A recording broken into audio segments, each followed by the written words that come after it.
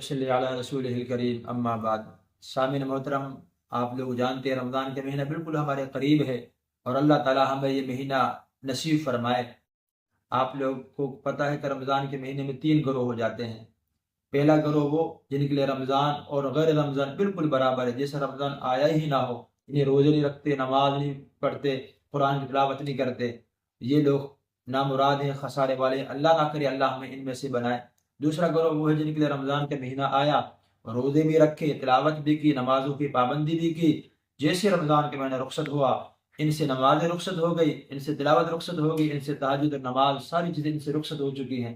تیسرا گروہ وہ ہے جب رمضان کا مہینہ آیا خوب اللہ سے آہوزاری کی، گڑ گڑائے، نمازوں کی پابندی، تہجد کی پابندی، تراویحوں کی پابندی، تلاوت کی پابندی، رمضان کا خوب احترام کیا، اکرام کیا۔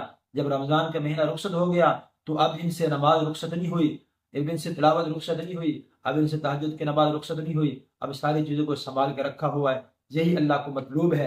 اور جو پہلا گروہ ہے وہ نامراد خسارے والے ہیں۔ دوسرا گروہ ان کو اپنی عبادات روزوں کا عمل کا اجر ملا ہے، انہیں ثواب ملا ہے، لیکن جو رمضان کا مقصد تھا مقصد حاصل نہ ہو سکا، روحانیت اور برکات نہ ملی۔